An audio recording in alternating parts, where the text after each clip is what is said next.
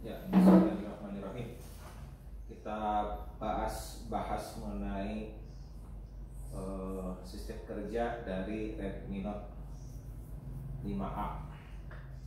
Ya, sebagai modul pembelajaran kita hari ini, ya pertama-tama nih di sini kita memiliki dua skematik. Nah di sini dua skematik yang berhubungan dengan layout. Cuma perlu kita ketahui bahwa layout di sini dia komponen finder. Jadi kita nanti yang top and bottom ini tujuannya adalah untuk komponen finder. Jadi ada skematik di sini untuk komponen finder. Kita bisa tracking atau kita bisa mencari komponen mana yang akan kita cari letaknya. Jadi lebih banyak di posisi komponen, letak komponen atau nah ini seperti ini.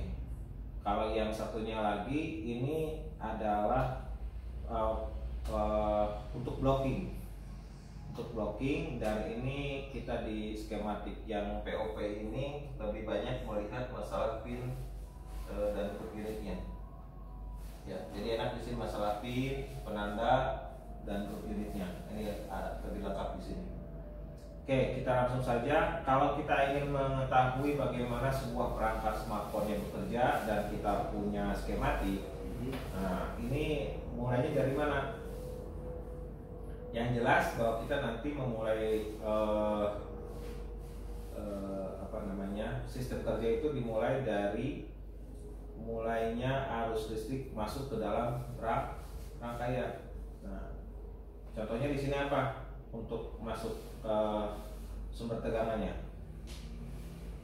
Kalau kita belajar itu mulai dari konektor baterai atau battery konektor, nah masuk ke dalam rangkaian. Nah saya di sini selalu membiasakan ya tidak boleh menyebut baterai konektor. Jadi dalam penulisannya juga harus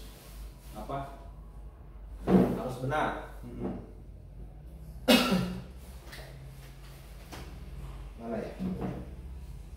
Ya, untuk mengetahui bagaimana sebuah ponsel mulai bekerja, itu urutannya, dan biasakan urutannya ada selalu pada konektor baterai.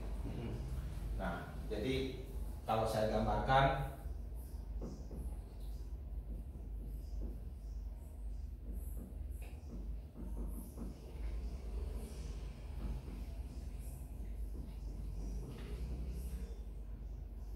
saya nulisnya battery konektor atau BC. Ya. Kenapa saya buat seperti ini? Karena ini pola kebiasaan untuk di skematik.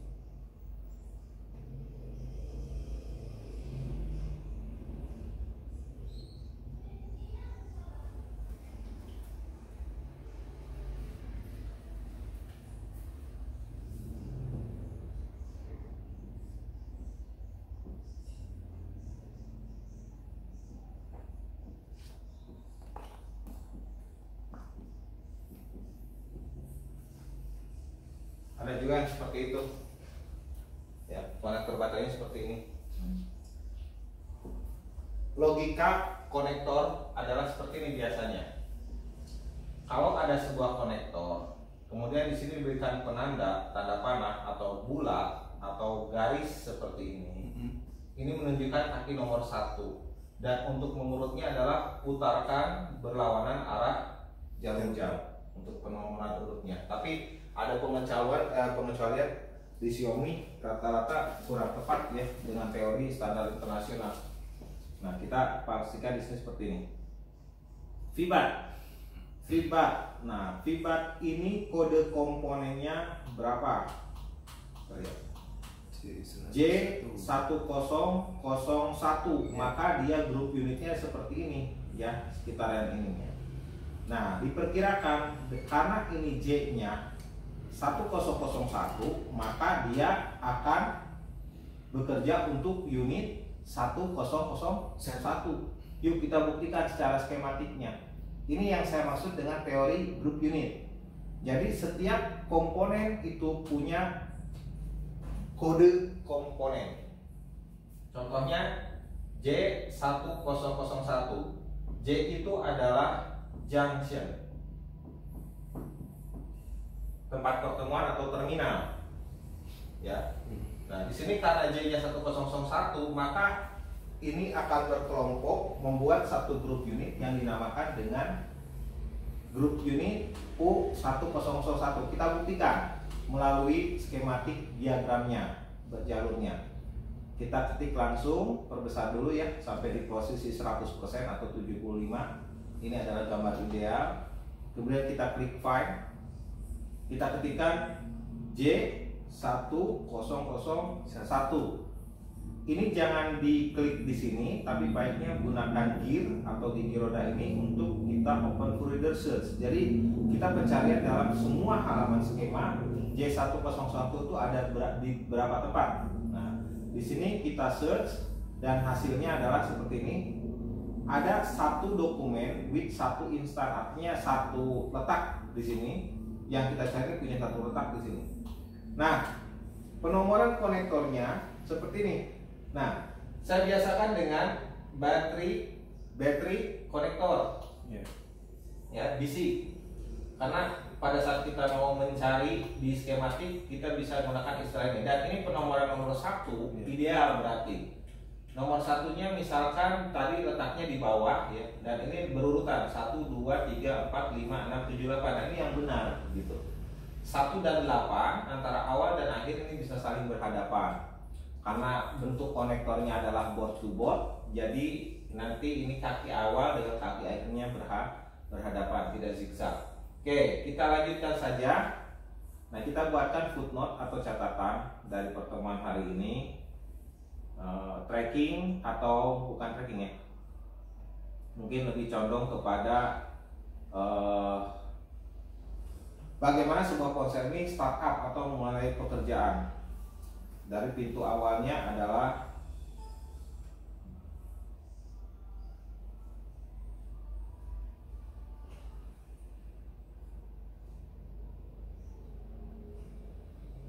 di pos dulu aja mas.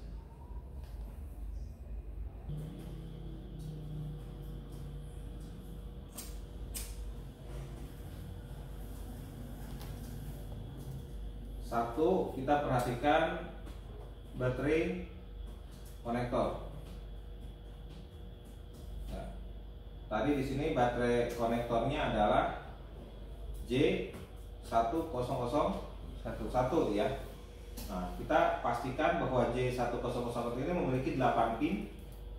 8 untuk ini adalah 8.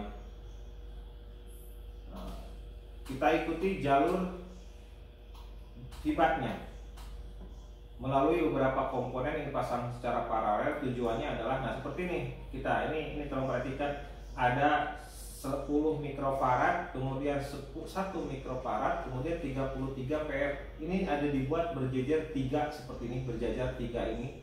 Tujuannya adalah satu sebagai penampung dan kedua ini adalah sebagai filter atau untuk stabil agar tegangan output baterainya menjadi lebih DC murni, lebih stabil. Nah, di sini ada Fibat Plus ya. Nama jalurnya adalah Fibat Plus. Berarti kaki 1 dan 8 ya, itu adalah jalur Fibat Plus. Dinamakan dengan Fibat Plus. Ini sudah dibahas kan? Sama Kang Budi sudah. Oh. Jalurnya sudah tahu kemana saja? Jalurnya ada kemarin di tracking. Baru di tracking atau sudah nyampe ke power? Kemarin sampai VPH power. Oh, sampai VPH power. Jadi belum proses penekanan on off dan sebagainya belum. Oke, siap. Nah, ini Fibat di sini. Nanti jalurnya kemana? Nah, ini cara trackingnya adalah seperti ini. Saya lebih condong bukan di trackingnya, tapi alur mengenai bagaimana ponsel ini mulai bekerja, gitu. Karena ini nanti sangat dibutuhkan sekali untuk analisa kerusakan mati total. Nah, ini Fibat yang kita cari adalah Fibat Plus. Kemudian kita lihat ini tracking Fibat Plus juga, Fibat Plus juga, Fibat Plus juga. Nah, ini semua Fibat Plusnya itu ada test point-nya. TP-nya 15, 19 kita masukkan. Nah, Vibat plus ini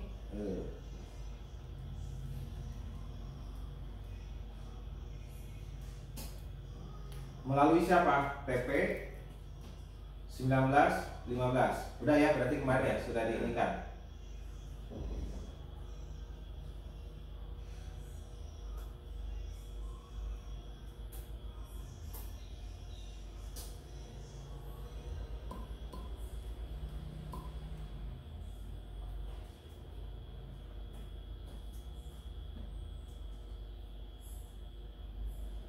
PP 1915. Kemudian dia melalui apa lagi? Kemudian dia melalui T1003. Nah, kita lihat.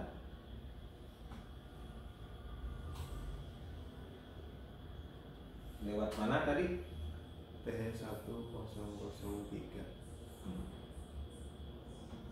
Oh, Vibat plus, iya. Ya, Vibat plus. Kita nyarinya Vibat plus. Vibat. Tadi lewat ini ya. Lewat Vibat plus itu tadi lewat test point. Iya. Kemudian lewat C1002. C1002. Nah, ini yang saya maksud. C1002. Ya. Jadi kenapa harus kita bisa tracking seperti ini? Biar nanti kita tahu, oh mana komponen yang terlibat dalam rangkaian grup unit 1U 1002 101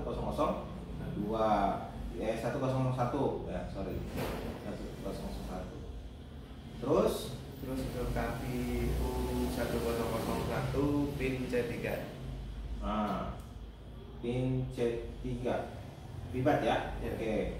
Kemudian, nah ini ada Vibat plus yang lewat apa? R010. R dulu. R1032. Nah ini air fuel Gauss namanya ya. Air fuel Gauss. Tahu nggak? Sudah dijabarkan kemarin? Belum ya. Oke. Nah ini namanya air fuel Gauss. Fuel Gauss itu takaran. Penakar bahan bakar. Fuel itu bahan bakar. Gauss-nya ini adalah takaran. Fuel Gauss. Nah, fuel Gauss ini ini masuk ke air, oke? Berarti nanti tracking Vibat plusnya selesai ya, Yeah. oke? Nah hasil dari pencarian secara keseluruhan ya, open corridor search ya, kita dapatkan beberapa jalur yang mengatasnamakan Vibat plus. Yeah. Nah masuknya ke U semua U 1001.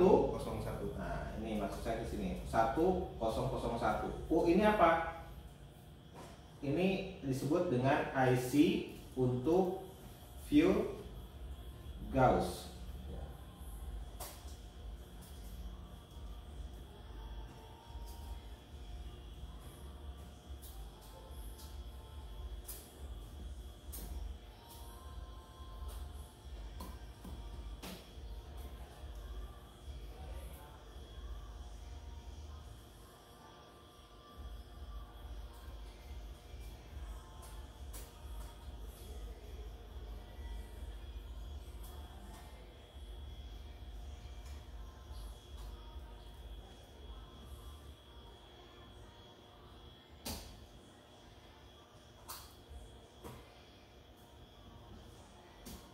Nah, IC ini sebagai penakar kok nggak ada di situ?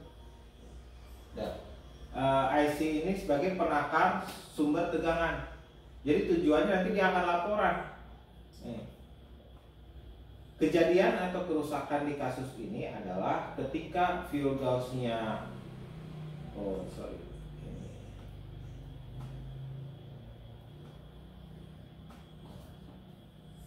ini masuk ke sini. Nah, ini penakarnya. Yeah. Masuk ke sini jadi sensor resistor positif. SRP itu namanya sensor resistor positif. Ya. Ya, SRP. SRP. Nah, pas jalur masuknya itu namanya sensor, ya. Sensor resistor positif. Ini input sebelum kaki R. Kemudian nanti ditakar melalui R dan satu kakinya lagi namanya SRN. Nah, tinggal ini aja, sensor, resistor, negatif.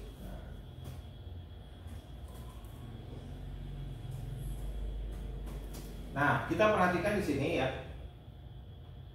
Sensor resistor positif. Nah, ini nanti di sini jalur masuk dan ini adalah lewat resistor field Gauss ya.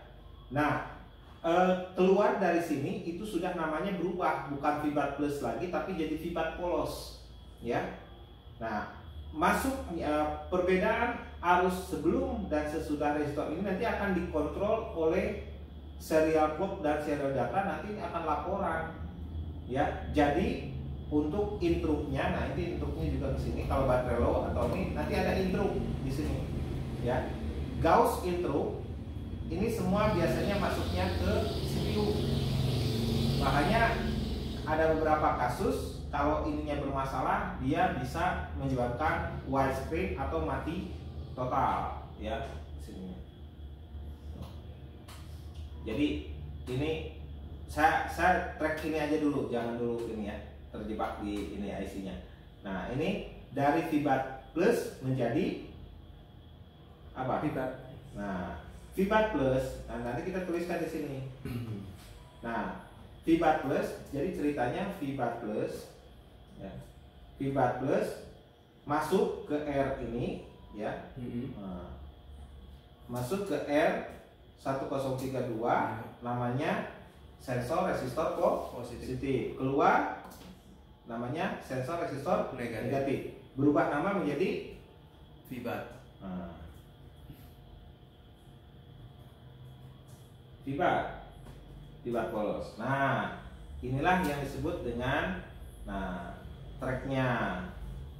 Sekarang namanya sudah fibat. Nah, kita tinggal cari kemana fibatnya, betul nggak? Ini jangan di ini, tapi pakai Open for Reader, search kembali. Biasakan kalau searching pakai itu pencarian. Nah, yang ada tulisan fibat plusnya ini tidak usah dibuka, cukup yang fibat polos saja. Paham tidak? Jadi walaupun di sini tertera 11 instance, tapi bukan berarti ininya semua sama menunjukkan hasil yang kita cari. Misalkan di sini ada fibat plus dan fibat tetek di sini. Ada bat teteknya ada 2. Nah, kalau di sini fibatnya T-nya ada 1. Nah, gitu kan. Tes seperti itu. Nah, ini berubah menjadi fibat. Ini yang fibat kita cari. Selanjutnya adalah fibat yang ini. Nah, panah di sini bukan berarti output dia. Tapi panah di sini adalah input masuk ke U1002. Oke. Nah, sekarang kita track berubah menjadi fibat. Fibatnya jadi apa? Fibat kemana saja fibatnya? Nah, kita dapat tadi U1002. Sudah sampai sini ya pembahasannya? Iya. Oke, berarti bagus ya, udah nyampe ke sistem. Sebentar lagi masuk ke sistem. Nah,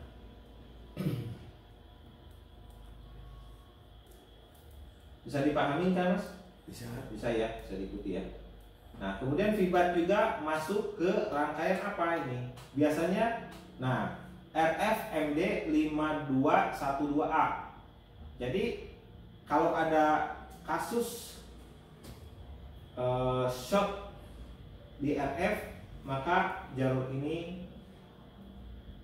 akan jalur fibat yang bukan fibat plus ya, fibat ya. Ini akan jadi short semua. Masuk ke berapa tadi? berapa? U1002. Bukan, yang RFMD-nya. RFMD-nya U1500. RFMD U1500 namanya IC RFMD 5212 ya. Kita bisa lihat di sini RFMD 5212A. Selanjutnya masih di posisi mencari jalur fibat. Fibat yang ini masuknya ke, kita lihat masih RFMD. Jadi U berapa ini? U1502. Sebentar, di bawah ya. Iya. 1502. Oke. Nah, ini penting ini Mas. Ya, jadi kalau kita bisa sekarang bisa tahu ngalirnya kemana aja sih, terus perubahan nama-nama tegangannya berubah kemana saja gitu. Ini masuk ke RF MD 4 berapa tadi? 4 5 4 10. Oke, ini udah lain lagi. Ini karena sudah multi band, artinya bisa untuk 4G, LTE, kemudian 3G. Jadi kenapa di sini banyak RFMD ya?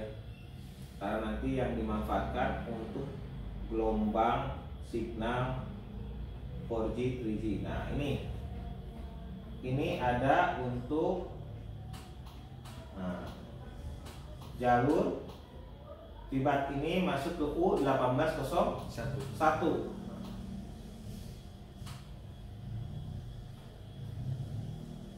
U1801. Oke. Ini IC-nya apa? Kita lihat di sini.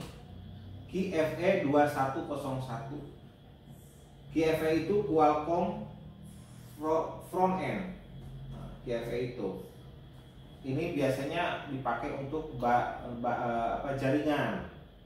Ya, QFE 2101. Ini dipakai untuk network atau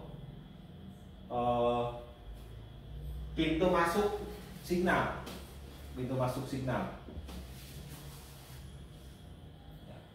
QFE. Selanjutnya, oke. Apa sudah habis jalur fibatnya? Habis ya? Iya. Nah, sekarang jalur fibat yang mana yang akan kita olah? Ayo, Mas, kemarin sudah dijelaskan. Fibat mana yang ini masuknya ke namanya SMB ya, sweet mode baterai.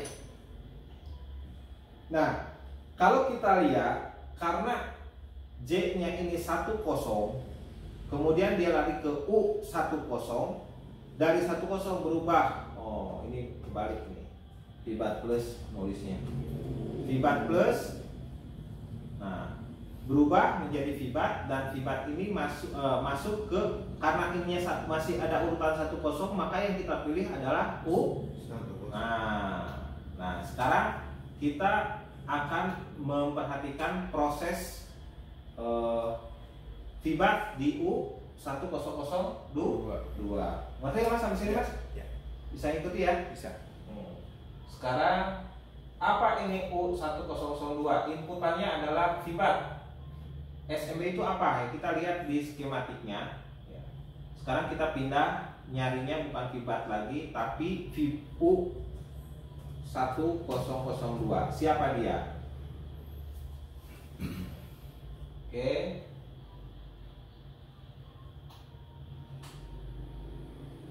Kita search di sini, new search U1002. Klik. Nah, kita dapatkan seperti ini, BQ 25601. Oke. Kita masukkan BQ 25601. Nah, ini kalau kita download ada datasheetnya. Nah, nanti penjabaran masalah BQ-nya ke belakang ya. Saya baru menjelaskan dulu mengenai pengubahan atau sejarah kronologisnya jalur fiba masuk ke dalam rangkaian melalui komponen apa saja ya, atau melalui grup unit apa saja. Nah, sekarang ini masih grup unit U10 ya. Nah, baterainya masuk ke sini. Itu jika baterainya full, maka baterai akan menjadi syarat untuk sistem. Nah, bisa langsung ke sini dan berubah menjadi PPH power, P-on power. Betul? Jika baterainya memenuhi syarat. Jika baterainya tidak memenuhi syarat, maka baterainya ini akan terdeteksi low ya.